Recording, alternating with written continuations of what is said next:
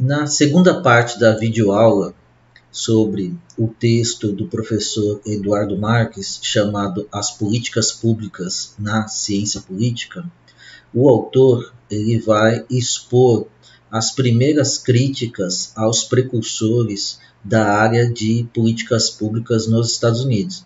Além disso, ele vai apresentar uma série de abordagens sobre a análise de políticas públicas, a começar pelas que envolvem o chamado incrementalismo, mas também outras como a abordagem em redes, o neoinstitucionalismo e etc. No início dessa segunda parte, a gente deve mencionar um autor importante chamado Lindblom, que vê o processo de decisão em políticas públicas como incremental, ou seja, é o nascimento da escola chamada incrementalismo, que defende a tese de que as políticas públicas não são marcadas por grandes mudanças, por nenhum tipo de revolução, e sim por um processo incremental. Ou seja, elas são aperfeiçoadas, mas nunca afeitas a mudanças bruscas. Esse tipo de pensamento vai influenciar uma série de autores, entre eles o Louis, que apresentou para a gente a primeira classificação das políticas públicas. Então, o Louis defende, classifica, melhor dizendo, as políticas públicas em constitutivas, que são aquelas, organizadas, existentes para viabilizar outras políticas públicas. Por exemplo, no Brasil, o chamado Conselho Nacional de Justiça seria um tipo de política pública voltado, pelo menos em tese, para exercer um controle do judiciário. Outro exemplo seria a chamada CTN-Bill, que foi uma instituição criada para regulamentar, liberar ou não sementes transgênicas, sementes de milho transgênico, de soja transgênico, enfim, as chamadas políticas constitutivas são instituições propriamente ditas que servem para viabilizar alguns tipos de políticas. Outro tipo de política são as chamadas políticas regulatórias, que são aquelas em maior montante. Então, o Estado ele regula uma série de setores na vida social, na vida econômica. Por exemplo, as regras para o trânsito são políticas, digamos assim, regulatórias, elas procuram regular o setor, mas existem uma série de políticas regulatórias. São leis propriamente ditas, estabelecidas para mudar ou regular ou condicionar o comportamento dos cidadãos. Um terceiro tipo de política, segundo o Louis, são as chamadas políticas distributivas. Política distributiva, grosso modo, são aquelas que retiram recursos de toda a sociedade, ou praticamente de toda a sociedade, para aplicar em um setor específico. Por exemplo, no campo econômico, quer dizer, a indústria automobilística, vamos usar esse exemplo, ela recebe subsídios do Estado em forma, muitas vezes, de isenção de impostos. Então, quando o Estado desobriga ou reduz a carga tributária para um determinado setor, evidentemente, esse montante que foi reduzido deixa de ser aplicado no âmbito da sociedade, muitas vezes para a educação, para a saúde. Então, se trata aí de uma política distributiva, de um exemplo de política distributiva. O Estado, na prática, tira recursos de toda a sociedade para alocar esses recursos em um setor específico. Outro tipo de política, segundo o Louis, são as políticas distributivas, que têm um efeito contrário das políticas distributivas, porque as políticas redistributivas, elas visam, né, retirar recursos de um determinado setor e alocar para toda ou praticamente toda a sociedade. Então, um exemplo claro, né, se tivéssemos no país uma política, né, de taxação de grandes fortunas, seria aí claramente uma política de tipo redistributivo. Por quê? Porque tiraria, né, dos mais ricos, dos muitos ricos, melhor dizendo, e poderia alocar recursos para educação, saúde, segurança, ou seja, recursos que na prática seriam destinados a toda a sociedade.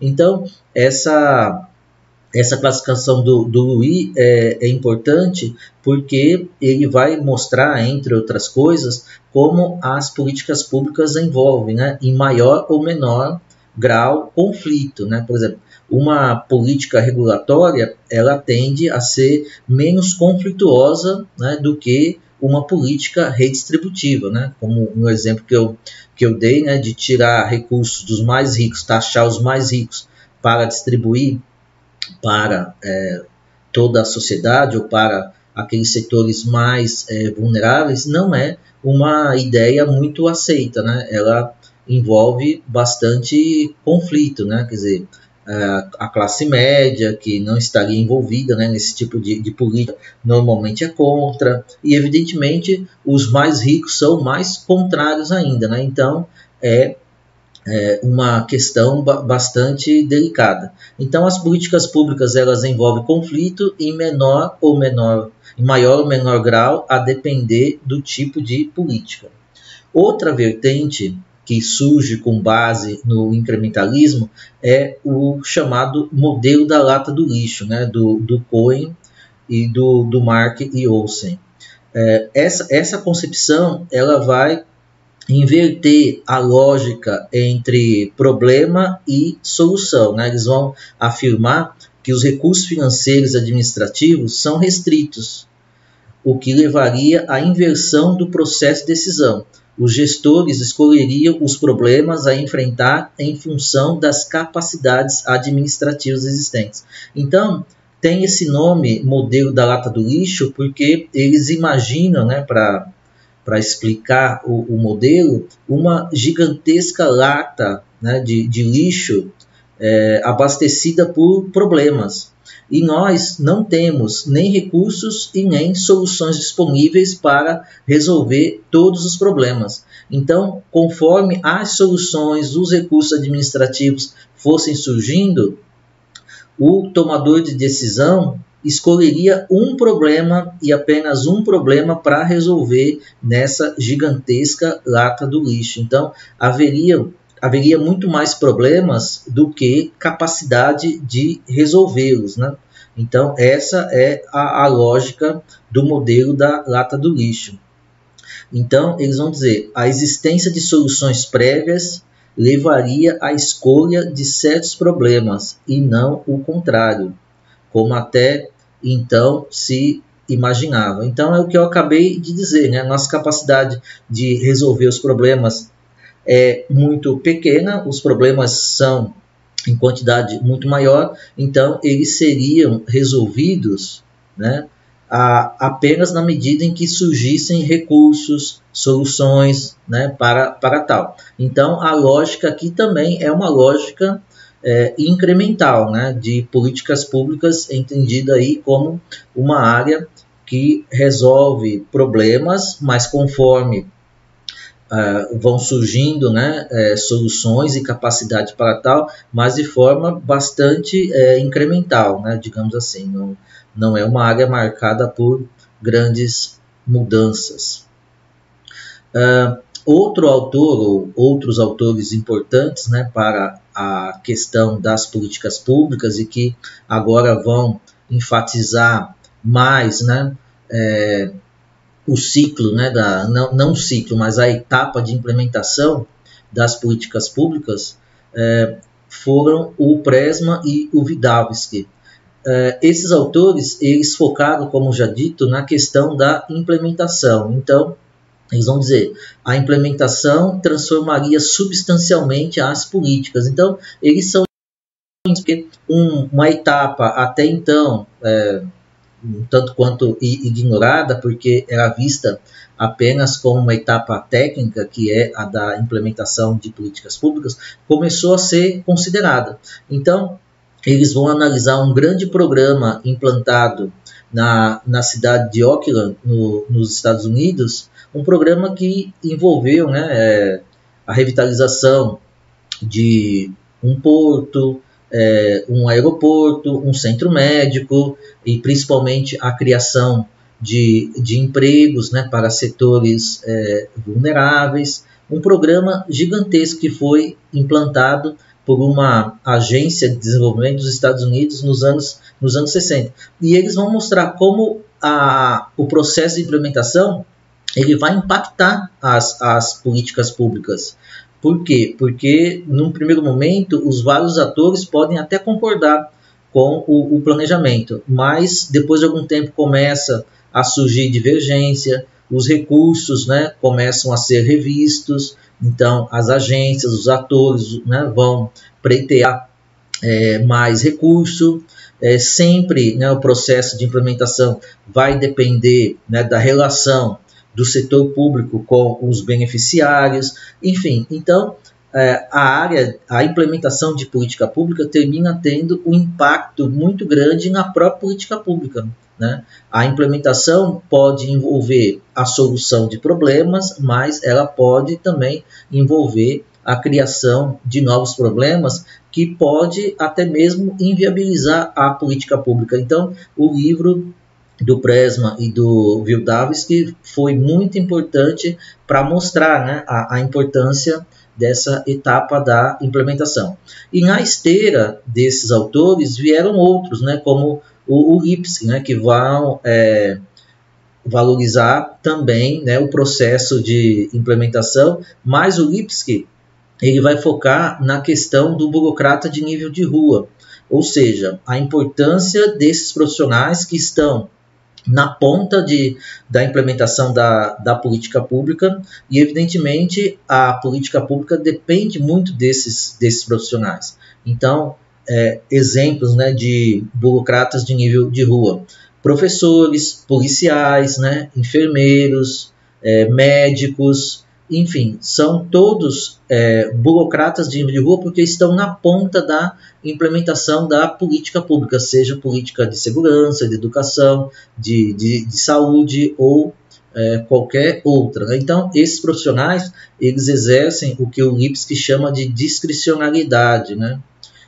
Então, além disso, eles também tomam decisões, né? No dia a dia existe muita coisa que escapa a política pública planejada, né, o que está na norma, no institucional. Então, eles são obrigados a tomarem decisões, né, a todo momento, decisões que escapam à política pública, seja o professor na sala de aula, seja o policial nas ruas, os enfermeiros e enfermeiras, né, nos hospitais. Quer dizer, a todo momento eles vão precisar tomar decisões que vão impactar as políticas públicas, né? Então, aqui se trata da existência de novos conflitos, né, entre níveis de chefia, usuários de serviços e políticas e burocratas de nível de rua. Então, os burocratas de nível de rua têm, né, existem os conflitos, né, em relação a burocratas que estão acima deles, né, e eles também vivenciam conflitos, né, com os usuários, com os cidadãos. Então, a descoberta, né, de uma relação, digamos assim, bastante complexa que precisa ser bem estudada, seja em políticas públicas no campo da saúde, da educação, da segurança pública ou qualquer outro. O burocrata de nível de rua exerce um papel muito importante. Uma outra escola, um outro modelo de análise é a análise de redes, né? Então, descobriu-se também, né, que a sociedade civil, as suas várias instituições, associações, elas se organizam em forma de rede, né, para pleitear junto ao Estado determinadas políticas públicas, né? Então, a sociedade civil tem os seus interesses, né? Ela se organiza e ela leva esse interesse através, né, para o Estado. E além disso, né, essas redes que são criadas, né, para pleitear políticas públicas, elas envolvem, sim, atores da sociedade civil, mas também do mercado e também atores governamentais, né? Então, é uma importante forma de análise propriamente dita das políticas públicas, né? Mostrar como que, por exemplo, uma política agrária que seja, né? Ela muitas vezes envolve, né, a organização em forma de rede de uma série de instituições, como associações, né, dos trabalhadores rurais, órgãos governamentais como o INCRA, movimentos sociais, né? Então é comum esse tipo de análise que mostra, né, a interação desses atores que, por vezes, têm pelo menos um interesse em comum, né, e se articulam para levar esse interesse até o Estado e, né, pleiteando junto a ele a elaboração de uma política pública específica, né, para essa rede de atores. Adiante, o professor Eduardo Marx ele menciona, né, a etapa da avaliação, né, de políticas públicas, né, que foi assim a última etapa, né, a ser mais considerada, né, no âmbito aí da área de políticas públicas. Só a partir dos anos 70, isso nos Estados Unidos, né, que se valoriza um pouco mais a área de políticas públicas, ou melhor, de avaliação de políticas públicas. No Brasil, essa área, segundo o professor Eduardo Marx, ainda engatinha, né?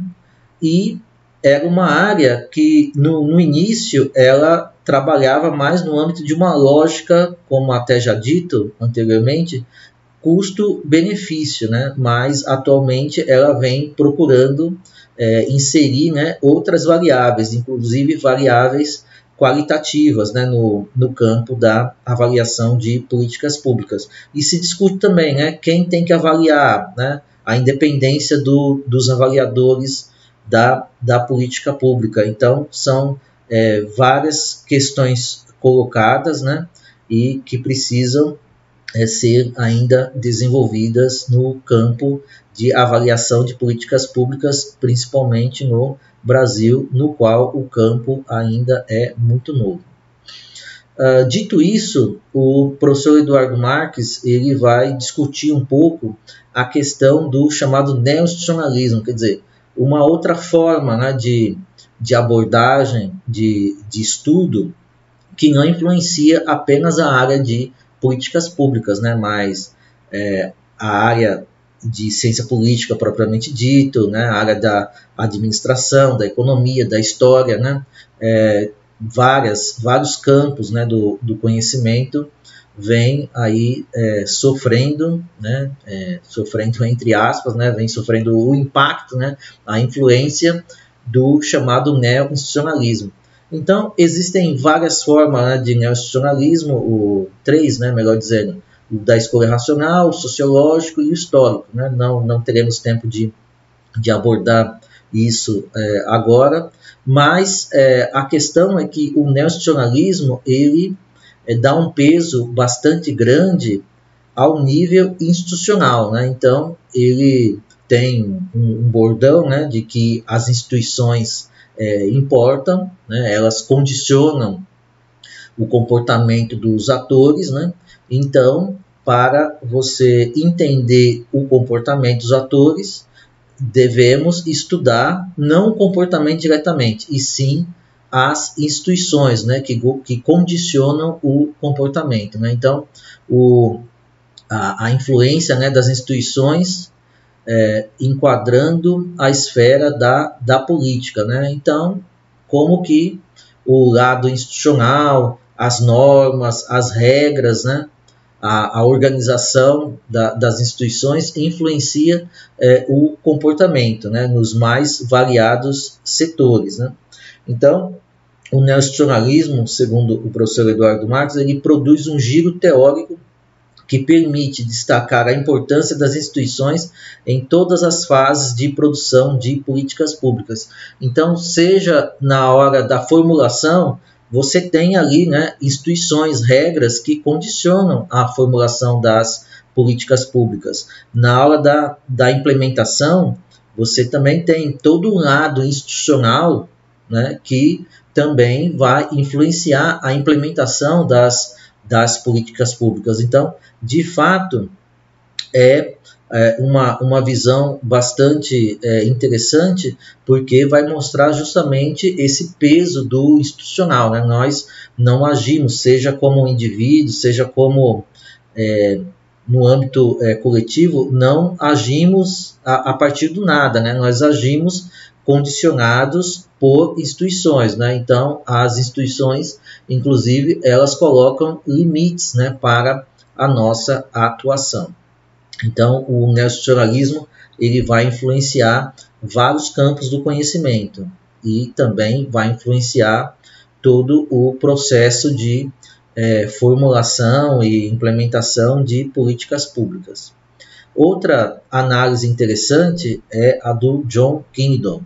O John Kingdon ele vai se preocupar principalmente com a questão da formação da agenda no campo das políticas públicas. Então, ele vai dizer que a formulação da agenda ela depende de fluxos de política. Então, ele trabalha, né, 3 fluxos dos problemas, né, quer dizer, como que algo que até já foi colocado, como que uma questão se torna um problema, aí ela depende de dados, né, da percepção da sociedade para aquela questão, enfim. Então, ele vai discutir a questão dos problemas. Isso depende também dos atores, né, envolvidos.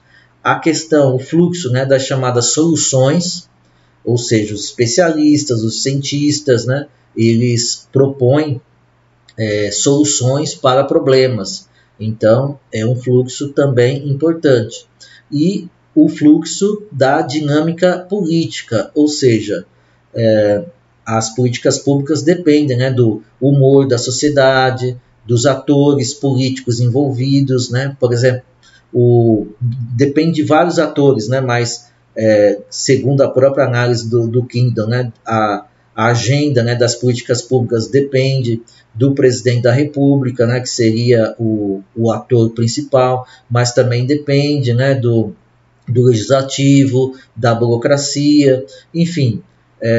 Depende também de chamados implementadores de políticas públicas, ou seja, pessoas que podem estar tanto no âmbito da sociedade quanto do governo, mas que encabeçam, né, determinadas ideias, determinadas propostas, né, para a área de políticas públicas, enfim. Então, ele vai usar esse modelo, né, dos fluxos, desses 3 fluxos, para estudar como que uma agenda, né, uma área de políticas públicas, ela é criada, né? Quer dizer, quais são aí as questões, ou melhor, os problemas que vão entrar na agenda governamental.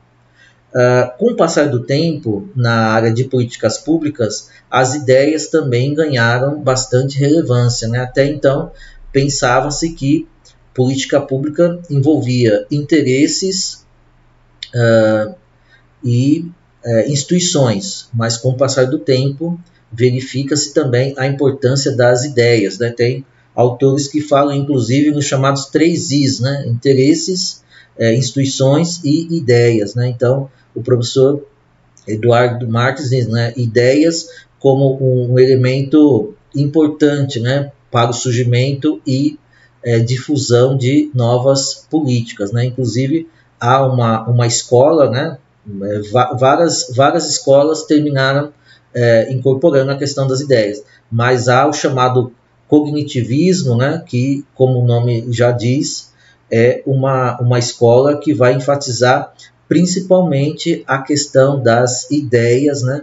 A importância das ideias na área de políticas públicas. Uma visão, né, que tenta juntar a questão das ideias, né, e dos interesses, é a chamada escola da coalizão de defesa, né, do Sabatier. Então, ele vai dizer, as coalizões são compostas por atores com interesses similares, mas também por crenças similares sobre as políticas, né? Então, as políticas públicas, elas dependeriam, né, de atores, né, de coalizão, né, de defesa, coalizão no âmbito ambiental, né, por exemplo. Né, vira e mexe a gente percebe que é formada uma espécie de coalizão mesmo para a defesa da política ambiental. Né? Então, ela envolve ambientalista, mas também outros setores da sociedade, né? da própria do Estado também, enfim, é formada muitas vezes, eu estou citando o tema ambiental, mas poderíamos pensar na questão da segurança pública, por exemplo, né? Então, cidadãos, agentes, né, governamentais, mas também associações da sociedade civil, muitas vezes formam uma coalizão em torno de uma proposta, por exemplo, para a segurança pública, ou como já dito, para a questão ambiental. E aí você percebe, né, que na verdade são redes também que são criadas, mas aqui as redes, né, elas são alimentadas por interesses, é claro, mas também por ideias. E o Sabatier vai dizer que as mudanças nas políticas públicas, né, vão depender de condições econômicas, políticas, das agências, burocracias, né, responsáveis, e também o aprendizado de políticas, né, quer dizer, ideias, né, estratégias, né, enfim, mas essa capacidade das políticas públicas, né, de incutir o aprendizado, né, e por que elas levam ao aprendizado? Porque elas também envolvem ideias. Uma outra visão também interessante é do Peter Reis, né, que ele vai trabalhar a questão das comunidades epistêmicas, né, então são os profissionais, os especialistas, os cientistas, né. Então, posso até pegar o exemplo também aí da questão ambiental, né?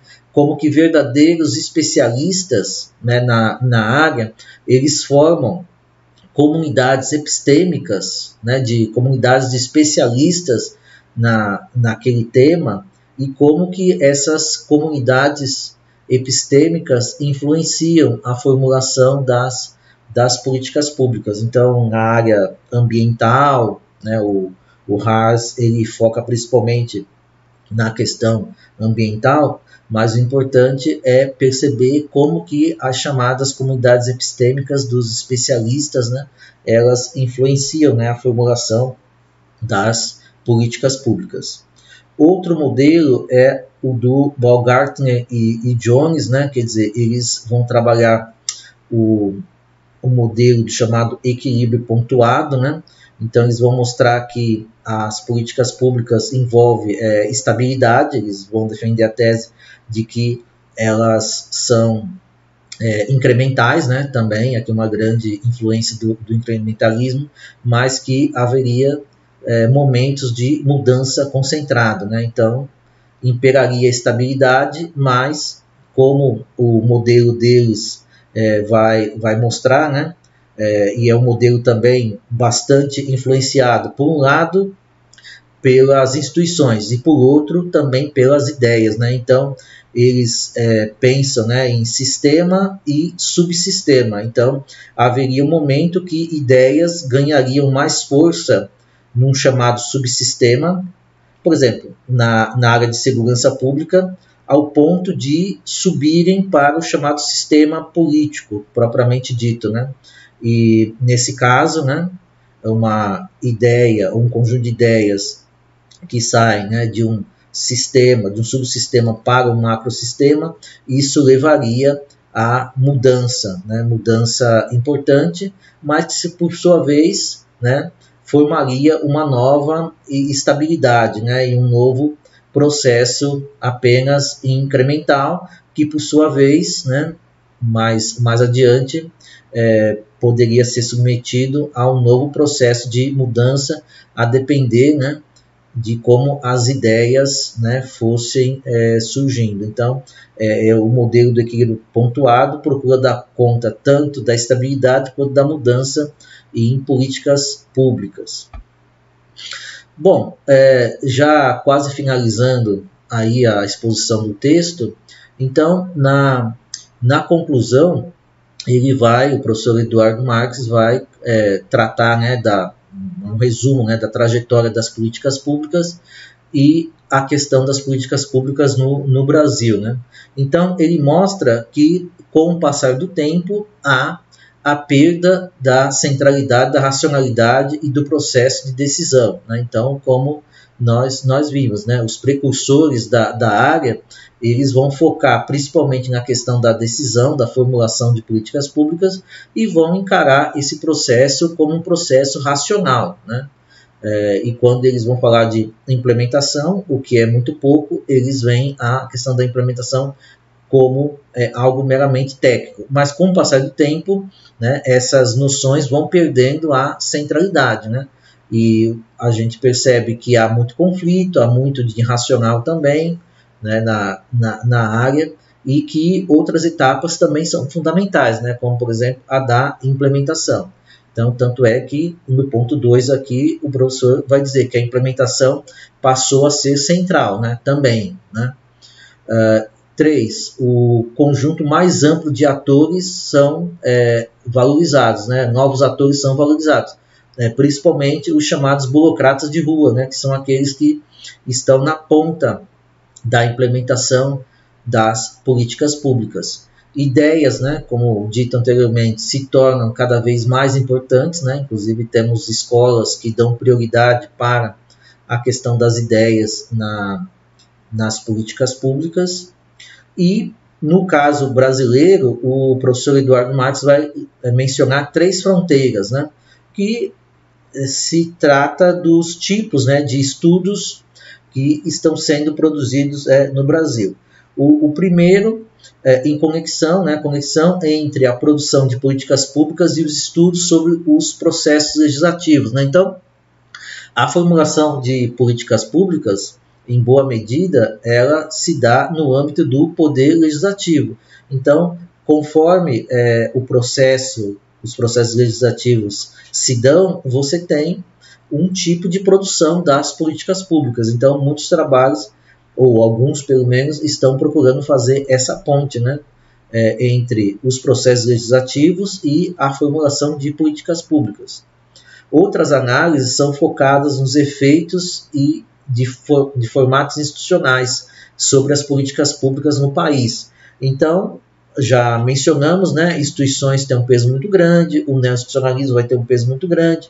Então, é a questão do sistema partidário, do federalismo, né, do sistema de governo, quer dizer, um conjunto no caso, o Brasil é um país presidencialista, né, o presidente é um ator central. Então, todas essas instituições vão influenciar, né, a formulação de políticas públicas.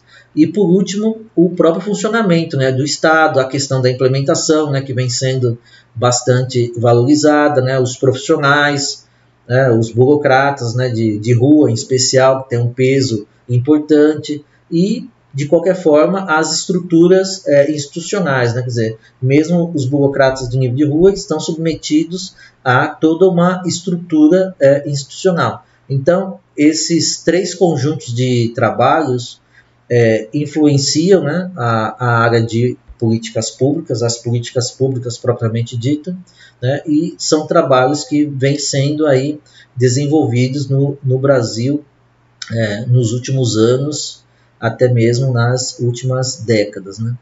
Enfim, então eu encerro por aqui essa segunda parte dessa videoaula.